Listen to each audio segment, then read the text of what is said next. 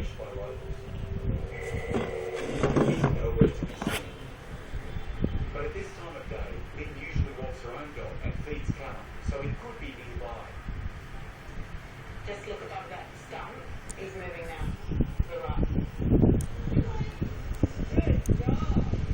The dog looks to be around about sort of 6 to 8 months of age, who's probably not vaccinated. So there's Tôm làm gì vậy Tôm? the other dogs here that come to the park, as well as he seems to have an injury on one of his hind legs, so we want to get that checked out as well.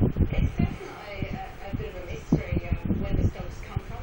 The fact that he's so fearful of humans would lead me to believe that something awful has happened in his life that's traumatised him.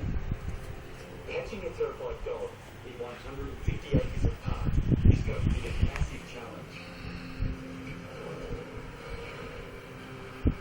On Sydney's outskirts, the RSPCA is responding to an urgent request from the Highway Patrol.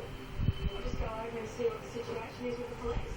Less than an hour ago, police pulled over this youth with a trailer load of goats they suspect aren't well. Constable Collins and Constable Pence.